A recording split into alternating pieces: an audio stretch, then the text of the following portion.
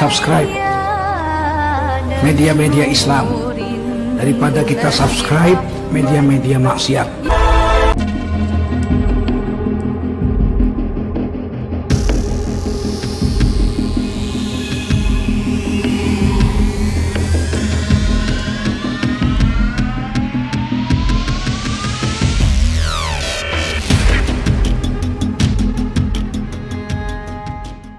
Hampir dibunuh kalau bukan karena diangkat Allah. Artinya Nabi pun akan mengalami hal yang sama. Setelah hijrah dari Mekah ke Madinah, dia akan dihadapkan dengan permusuhan bersama orang-orang Yahudi. Bagaimana Yahudi Bani Nadir akan membunuh Rasul, bagaimana Bani Quraisy yang meracun Nabi SAW, bagaimana orang-orang Khaybar yang mengirim tukang sihir Labid bin Asam untuk menyihir Nabi SAW. Artinya Rasul akan dihadapkan dengan permusuhan besar dengan orang-orang Yahudi. Kemudian naik ke langit ketiga, berjumpa dengan Nabi Yusuf. Kenapa berjumpa dengan Nabi Yusuf? Yusuf itu disakiti saudaranya. Usia 10 tahun dicemplungkan ke sumur. Kemudian diambil para pedagang, dijual di Mesir. Maka Rasul pun dakwahnya yang pertama kali menghalangi siapa? Saudaranya. Siapa saudaranya? Abu Lahab dan saudara-saudaranya yang lain. Sehingga Allah turunkan ayat Tabbat yada Abi Lahabin wa tab. Kemudian naik ke langit keempat, berjumpa dengan Idris. Sebagaimana Idris diangkat derajatnya sampai ke langit keempat, maka Rasul pun akan diangkat derajatnya. Wa rafa'na laka dzikrah. Kami akan angkat penyebutan wahai Muhammad. Hari ini tidak ada nama terbanyak di dunia kecuali nama Muhammad. Sebutkan nama, siapa nama yang paling banyak disebut di dunia kalau bukan nama Muhammad? Ketika antum adzan mendengar nama Muhammad, ketika qomat mendengar nama Muhammad, ketika salawat mendengar nama Muhammad, ketika tasyahud mendengar nama Muhammad. Bahkan setiap ada orang lahir dikasih nama Muhammad, ada orang mu'alaf disebut nama Muhammad. Macam-macam diagungkan namanya. Kemudian setelah itu naik ke langit keberapa? Kelima, berjumpa dengan Nabi Harun. Dan Harun lembut, maka Rasul diajarkan untuk lembut dalam berdakwah. Kemudian naik ke langit ke-6, berjumpa dengan Nabi Musa. Musa diuji oleh Allah Azza wa Jalla dengan banyak disakiti Bani Israel. Sampai-sampai Rasul mengatakan, rahimallah akhi Musa udhiya katsiran fasabar. Sungguh Allah merahmati Nabi Musa, diuji banyak kali oleh Bani Israel tapi dia sabar. Maka Rasul pun akan sama, banyak ujian yang akan dilalui Nabi SAW. Bahkan semua ujian yang kita lalui sudah pernah diujikan Allah kepada Nabi SAW. Yang terakhir, berjumpa dengan Ibrahim. Ibrahim adalah orang yang mirip wajahnya dengan Nabi SAW. Dia membangun Ka'bah. Al-jaza'u min jinsil amal, balasan sesuai dengan amalannya. Dia pun bersender di tiang Baitul Ma'mur, Ka'bahnya para malaikat. Dan Rasul akan memakmurkan Ka'bah yang dibangun Ibrahim.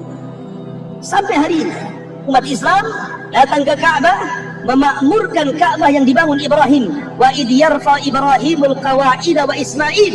Dan ketika Ibrahim dan Ismail meninggikan Ka'bah, kemudian disyariatkan haji kepada manusia, maka haji satu di antara rukun Islam bagi kaum muslimin. Baru setelah itu naik ke Sidratil Muntaha. Bagaimana kasusnya, kisahnya, dan peristiwa-peristiwa langit yang lainnya masih banyak. Nanti kita uraikan setelah Isya karena sudah masuk waktu Isya. Subhanakallahumma wa bihamdika asyhadu an la ilaha illa anta astaghfiruka wa atubu ilaik. Allah ta'ala. Assalamualaikum warahmatullahi wabarakatuh. Kita masih membahas tentang peristiwa-peristiwa yang ada di langit. Dan tadi kita sudah menjelaskan di antara penyebab pintu langit itu terbuka adalah peristiwa Isra dan Mi'raj Nabi sallallahu alaihi wasallam. Dan tadi sudah saya singgung bagaimana Rasul berjumpa dengan para nabi. Singkat cerita, Nabi SAW akhirnya sampai di sebuah tempat yang disebut dengan Sidratil Muntaha. Sidrah itu sebuah pohon yang kalau seandainya seseorang memacu dengan kuda balap selama 100 tahun, niscaya bayang-bayang pohon itu tidak mungkin lepas, saking besarnya pohon itu. Daunnya seperti telinga-telinga gajah, dan buahnya seperti tempat-tempat yang biasa orang-orang menyimpan kurma di situ. Artinya bahwa Sidratul Muntaha itu adalah akhir daripada seluruh ilmu makhluk-makhluk Allah Azza wa Jalla. Karena di atasnya tidak bisa dijangkau makhluk kecuali Allah Subhanahu wa Ta'ala. Disinilah Nabi Sallallahu Alaihi Wasallam mendapatkan syariat sholat. Makanya sering saya katakan bahwa sholat itu ibadah mulia, karena satu-satunya ibadah yang diwajibkan di langit, sementara ibadah-ibadah yang lain diwajibkan di bumi. Sholat itu ibadah yang kewajibannya tanpa ada perantara antara Allah, malaikat dengan Rasul, tapi langsung Allah kepada Rasul.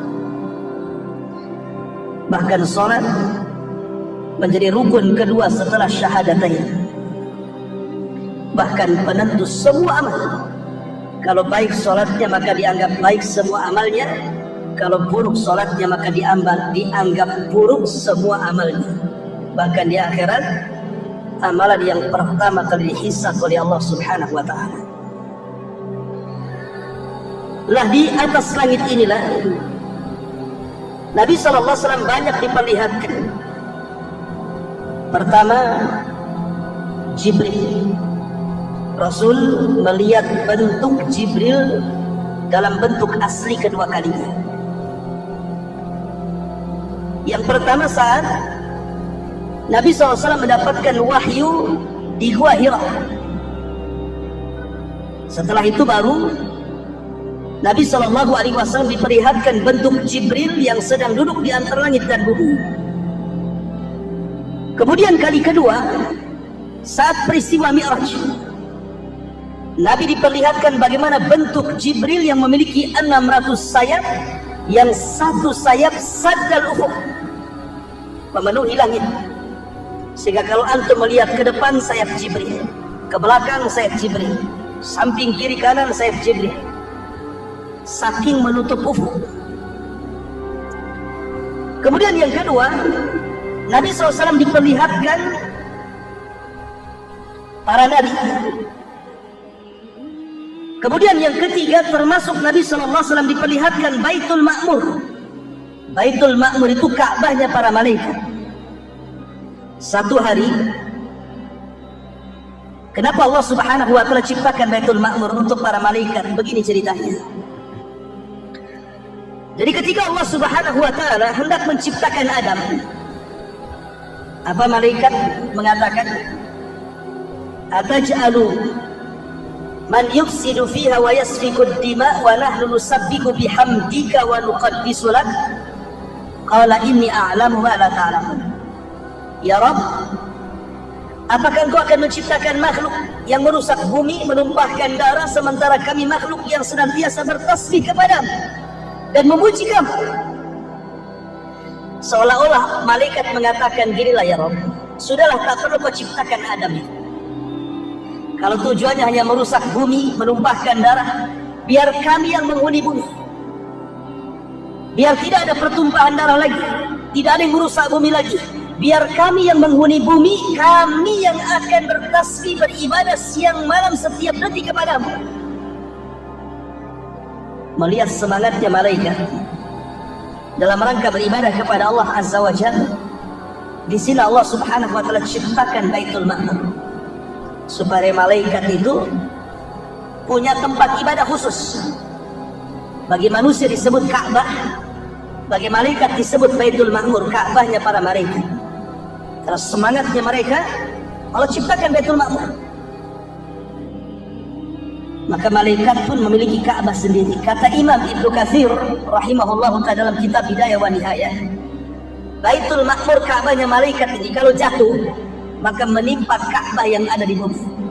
Jadi satu garis lurus ke atas antara Ka'bahnya malaikat Baitul Ma'mur dengan Ka'bahnya manusia. Menurut Imam Ibnu Katsir dalam kitabnya Bidayah wa Nihayah. Lah setiap hari Rasul diperlihatkan bagaimana malaikat masuk ke Baitul Ma'mur itu jumlahnya 70.000 masuk ke Baitul Ma'mur. Di situ mereka tawaf, beribadah kepada Allah Azza wa Jalla satu hari saja. Habis itu mereka keluar dan tidak pernah kembali. Kemudian esok harinya datang malaikat yang baru dengan jumlah yang sama, 70.000. Kemudian tawaf satu hari, kemudian keluar dan tidak pernah kembali. Kemudian Allah ciptakan malaikat yang sama jumlahnya masuk lagi ke Baitul Ma'mur, dan begitulah setiap harinya. Anda bisa bayangkan berapa jumlah malaikat? Banyak sekali. Kalau setiap hari 70.000 malaikat masuk ke Baitul Ma'mur kemudian keluar tidak pernah kembali, besoknya masuk lagi 70.000 malaikat dan tidak pernah kembali. Wa ma ya'lamu junuda rabbika illa hu wa ma huwa illa dzikra lil bashar. Tidak ada yang tahu jumlah para malaikat kecuali Allah. Kalau itu adanya, malaikat wa yaf'aluna ma yu'marun, tidak pernah bermaksiat apapun yang Allah perintahkan. Seandainya seluruh manusia kufur, tidak mungkin mengurangi kekuasaan Allah. Sudah ada para malaikat yang ibadah. Sebagaimana kalau semua manusia beriman, tidak pernah menambah kekuasaan Allah sedikit pun.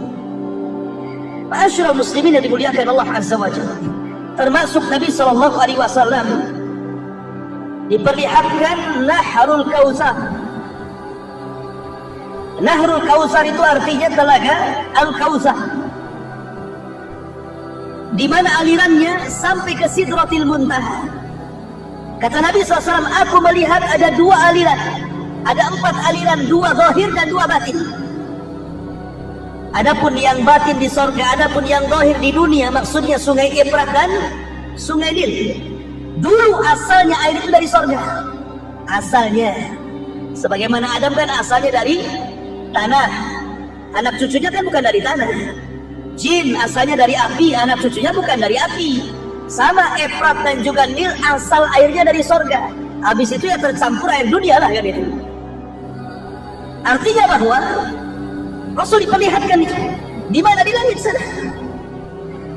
Termasuk Nabi SAW diperlihatkan sorga dan neraka. Di antaranya Nabi SAW masuk ke dalam sorga. Kemudian Nabi SAW melihat ada istana yang sangat megah.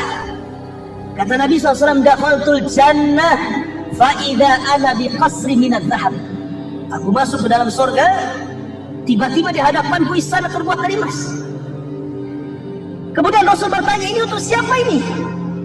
Maka malaikat mengatakan, li rajulin minal Arab, untuk laki-laki dari Arab. Kata Rasul, fadhanantu annahu ana, saya kan orang Arab, jangan-jangan saya. Kata Rasul, untuk siapa itu? Maka malaikat mengatakan, li rajulin min Quraisyin, untuk anak muda dari bangsa Quraisy. Kata Rasul, fadhanantu annahu ana, jangan-jangan saya kan dari Quraisy. Dan Rasul bertanya lagi, untuk siapa sebenarnya? Maka malaikat mengatakan, li Umar ibn al-Khattab, itu istananya milik Umar bin Khattab. Kemudian Nabi SAW masuk ke dalam surga, didengarnya ada suara terompah, suara sandal. Kemudian ditanya, itu suara sandal siapa itu? Maka dikatakan, itulah suara sandalnya Bilal bin Rabah. Maka kemudian Rasul ketika peristiwa Isra Mi'raj selesai, dia panggil Bilal dan mengatakan, ya Bilal, inni sami'tu khashkhasataka fil jannah mada tasnah. Bilal, aku mendengar suara terompahmu di surga, apa yang kau lakukan sebenarnya? Kata Bilal, tidak ada wahai Rasul, kecuali ma tawadda'tu wudu'an illa wa qad shallaitu rak'atain. Boleh jadi aku karena tidak pernah meninggalkan wudu, kecuali setelahnya aku dawamkan salat 2 rakaat wudu. Kemudian Rasulullah SAW masuk lagi, ada harum-haruman. Ini harumnya siapa wahai malaikat? Rupanya ini suara wangian dari Masyitah ibnati Fir'aun. Dari Masyitah, tukang sisir, anak putrinya Fir'aun. Kemudian dikisahkan, dulu waktu dia nyisir anak Fir'aun, anak putrinya Fir'aun, karena Fir'aun tidak punya anak laki-laki, semua anak perempuan Fir'aun itu disisir, sisirnya jatuh.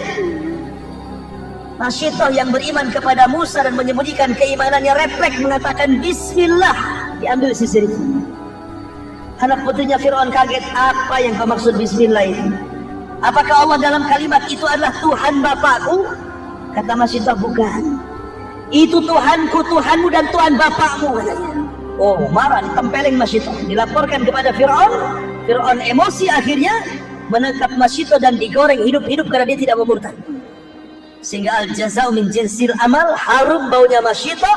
Ya, di dunia gosong, tidak sedap ketika digoreng baunya, tapi di sorga harum sabarbak sehingga Rasul mencium baunya Masyitah ibnatu Fir'aun. Kemudian Nabi macam-macam lah melihat sorga itu. Setelah itu Rasul diperlihatkan neraka, tapi tidak masuk, hanya diperlihatkan saja. Di antaranya Nabi SAW melihat ada azab pemakan riba, di mana Nabi SAW mengatakan, "Fanadhara fin nari fa idza qaumun ya'kuluna al-jiyaf." Ketika Rasul masuk diperlihatkan neraka, dilihatnya ada orang yang sedang makan-makan bangkai, dimakannya bangkai itu. Kemudian Rasul mengatakan, "Man haula ya Jibril?" Siapa orang-orang itu wahai Jibril? Maka Jibril mengatakan, "Haula illadzina ya'kuluna luhumun nas." Mereka orang-orang yang tukang gibah, maka di akhirat mereka akan memakan bangkai saudaranya. Kemudian Nabi SAW melihat lagi, "Lamma urija bi marartu bi qaumin lahum adfar min nuhasin yahmushuna wujuhahum wa sudurahum." Diperlihatkan sebuah kaum yang kuku-kukunya panjang dari kuningan, kemudian dicakar-cakar muka dan dadanya sehingga terlepas antara daging dan tulangnya. Kemudian Rasul mengatakan, "Siapalah itu wahai Jibril, adabnya kok ngeri sekali?"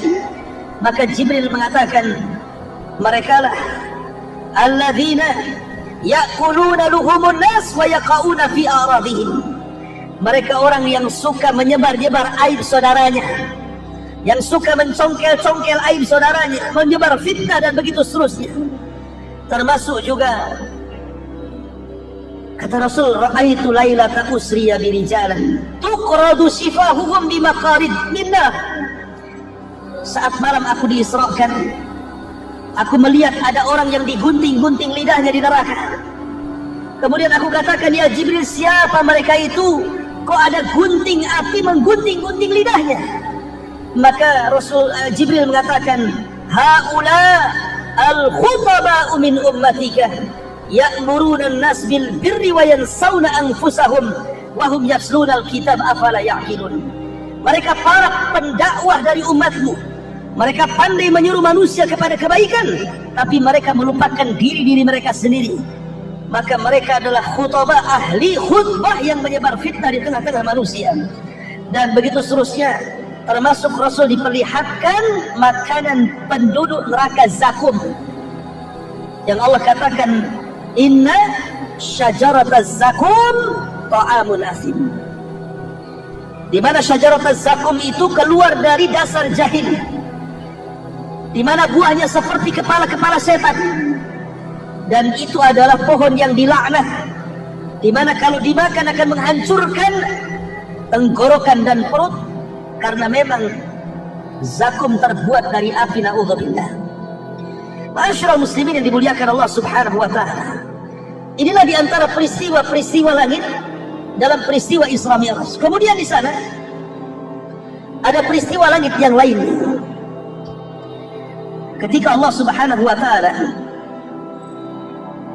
berfirman di dalam Al-Qur'anul Karim, "Hatta idza fuzzi'a an qulubihim qalu madza qala rabbukum qalu al-haqq wa huwa al-'aliyyul kabir." Dalam surah As-Saba 23. Sehingga apabila fuzzi'a an qulubihim, Rasa takut mereka agak mereda. Maksudnya rasa takut para malaikat sudah mereda. Qalu, maka malaikat bertanya kepada Jibril, "Madza qala rabbukum?" Apa yang difirmankan Rabb kalian kepada kami wahai Jibril? Maka Jibril mengatakan, "Qalul haqq wa huwal aliyyul kabir." Kebenaran dan kebenaran. Begini ikhwan, disebutkan di dalam hadis yang dikeluarkan Imam Muslim dan yang lainnya. Jadi suatu ketika Nabi SAW sedang duduk seperti ini malam-malam. Jatuh meteor, melesat dari langit meteor. Kemudian Nabi SAW bertanya, kalau ada meteor, kira-kira menurut kalian waktu di zaman jahiliyah itu pertanda apa? Ya, Rasul bertanya, kalau ada meteor di malam hari, sewaktu kalian jahiliyah itu tuh pertanda apa itu? Maka para sahabat mengatakan, kalau seandainya meteor jatuh pada zaman jahiliyah, maka mereka mengatakan boleh jadi wulidal lailata rajulun azim atau mata rajulun azim. Boleh jadi malam itu mati orang yang mulia atau hidupnya orang yang mulia, lahirnya orang yang mulia atau matinya orang yang mulia. Kata Nabi SAW, bukan. Meteor itu bukan lahirnya orang yang kelak akan menjadi orang besar atau matinya orang yang dianggap besar. Kemudian Rasul menjelaskan, fa innaha yurma biha, karena sesungguhnya meteor itu dilemparkan lisyayat syuhuban lisyayatin, itu dalam rangka melempar-lempar dengan mata api itu setan-setan yang berusaha naik ke langit. Kemudian Rasul mengatakan, apabila Allah Subhanahu wa ta'ala memerintahkan kepada para malaikat, kita tahu bahwa bumi ini dan langit serta alam semesta Allah yang ngatur, Allah yang ciptakan, Allah yang kuasai. Tetapi aturan-aturan Allah itu dipegang oleh para malaikat. Seperti menurunkan hujan, Allah perintahkan turunkan hujan, maka malaikat akan turunkan hujan. Buat gempa, maka malaikat buat gempa. Buat tsunami, maka malaikat buat tsunami. Gunung meletus, maka malaikat buat gunung meletus. Tumbuhkan tuh di ladang di sawah, maka malaikat akan menumbuhkan atas perintah Allah. Makanya ada hadis dalam Sahih Muslim atau Sahih Bukhari kalau tidak salah, di zaman Bani Israel ada orang yang jalan di kebun. Tiba-tiba ada awan hitam di atas kepalanya. Tiba-tiba di balik awan itu ada suara, iski hadiqata fulan, hujani kebunnya si fulan. Anak muda yang berjalan di pematang ladang ini kaget, kok ada suara di balik awan, dan mengatakan hujani kebun si fulan. Diikuti awan itu sampai akhirnya awan itu persis di bawah kebun si fulan, tiba-tiba menghujani kebun itu. Anehnya yang lain tidak kehujanan, kebun sapetak itu saja dihujani. Kemudian awan ini pergi. Kemudian orang ini heran, ditunggu siapa pemiliknya. Ketika datang pemiliknya ditanya, apakah engkau yang punya kebun? Ya. Namamu siapa? Dia mengatakan fulan ibn fulan. Kaget, kok persis seperti nama yang disebut di balik awan itu. Kemudian orang ini mengatakan, apa yang kau lakukan dengan kebunmu ini? Maka dia mengatakan, aku kalau panen aku buat 3. Sepertiga aku kembalikan ke ladang, sepertiga aku sedekahkan, dan sepertiga untuk keluargaku. Oh, artinya sedekah itu membawa rezeki.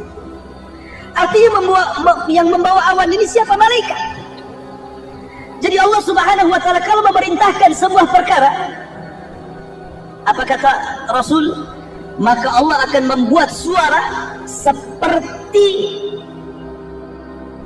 rantai besi yang dipukul-pukulkan ke batu yang sangat keras. Dan itu suara gemerincing yang membuat para malaikat satu langit pingsan. Tidak ada yang siuman. Semua dibuat pingsan oleh Allah Azza wa Jalla. Baru setelah kemudian semua malaikat yang di langit pingsan, yang pertama kali siuman siapa? Jibril. Karena tidak boleh ada yang boleh mendengar bagaimana Allah mewahyukan kepada Jibril kecuali Jibril. Sebab kalau semua dengar, apa fungsi Jibril? Ya. Bukankah Jibril dimuliakan karena mendapatkan wahyu? Maka Jibril dipanggil oleh Allah Azza wa Jal, kemudian ditugaskan, ya Jibril, buatlah ini, sampaikan kepada seluruh malaikat. Maka selesai, kemudian Allah berfirman kepada Jibril, semua malaikat dari mulai langit pertama sampai ke malaikat yang memegang arsy Allah, memikul arsy Allah, semua siuman. Maka Jibril turun pertama ke malaikat pemikul arsy. Kemudian para malaikat pemikul arsy mengatakan, "Madza qala rabbukum ya Jibril?" Apa yang difirmankan Rabb kami? "Madza qala rabbuna ya Jibril?" Apa yang difirmankan Rabb kami untuk kami wahai Jibril? Maka Jibril mengatakan ini. Maka semua malaikat di arsy bertasbih semuanya. Semua bertasbih. Ingat, malaikat arsy itu difirmankan oleh Allah Subhanahu wa taala, "Wa yahmilu arsya rabbika fawqahum yawma idzin samaniyah." Malaikat pemikul arsy itu jumlahnya 8. Bukan 8 malaikat, kata Ibnu Abbas, arti 8 di sini 8 saf. Yang satu saf itu tidak ada yang tahu kecuali Allah jumlahnya. Yang satu malaikat pemikul arsy itu kakinya sampai ke dasar bumi, badannya menjulang ke langit pertama, kedua, ketiga, keempat sampai ketujuh, bahunya baru memikul arsy. Makanya Nabi SAW ketika mensifati malaikat pemikul arsy itu, antara daun telinga sampai ke bahu masirata 700 amin, perjalanan 700 tahun. Antara lehernya 700 tahun perjalanan.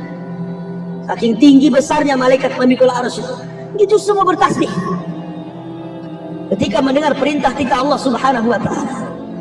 Kemudian Jibril turun ke langit ke-7 memberitahu titah perintah Allah, semua malaikat di langit ke-7 bertasbih. Begitu juga langit ke-6, ke-5, ke-4, ke-3, ke-2 sampai pertama. Kata malaikat yang di langit pertama, "Madza qala rabbuna ya Jibril?" Apa yang diperintahkan Rabb kami kepada kami wahai Jibril? Kata Jibril, perintah ini. Semua malaikat bertasbih langit pertama. Disinilah terjadi pencurian dengar. Di langit pertama, ketika Jibril memerintahkan malaikat di langit pertama untuk melakukan sesuatu di alam semesta, di bumi dan langit, ini di bawah itu ada pos-pos jin. Jadi jin itu naik dari bumi ke langit, tapi di bawah langit, bukan di atas langit. Jin-jin ini mencuri dengar apa yang diomongkan Jibril kepada malaikat di langit pertama itu. Kalau dia dapat satu kalimat, maka kalimat itu akan disampaikan kepada jin yang di bawahnya, yang di bawahnya. Kayak orang panjat pinang, tau lah, kayak gitu ya. Sampai kepada jin yang ada di bumi. Lah jin yang ada di bumi ini kalimatnya sudah bertambah. Jin yang ada di langit cuma satu kalimat, sampai jin yang ada di bumi menjadi 100 kalimat. Jadi 99 dusta, hanya satu yang benar. Baru jin yang di bumi inilah terjadi bisnis dengan para dukun, paranormal, para peramal, bomo dan yang semacamnya. Akhirnya menghabar, beritakan kepada mereka terjadilah jual beli antara jin yang ada di bumi dengan para dukun itu. Makanya dukun itu para pendusta. Karena yang dihabarkan jin itu dari 1000 kabar, 999 hoax, yang satu benar. Kemudian dukun menyampaikan kepada kita yang satu benar, 999 dusta. Artinya jin membohongi dukun, dukun pula membohongi kita. Itu silsilah tipu menipu namanya. Kita ditipu dukun, dukun pula ditipu jin. Makanya mereka itu terkenal para pendusta, jangan dibenarkan. Kalaupun benar, itu yang benar tuh. Tapi 99% semuanya dusta. Ma'asyiral muslimin yang dimuliakan Allah Azza wa Jalla. Itulah kejadian peristiwa lain, di mana Allah Subhanahu wa taala memerintahkan para malaikat untuk ditugaskan lewat Jibril sampai kepada peristiwa pencurian dengar jin kepada perintah Allah lewat malaikat Jibril langit pertama. Kemudian peristiwa yang lain di langit itu, peristiwa nuzulul Quran, turunnya Al-Quran. Turunnya Al-Quran itu sebenarnya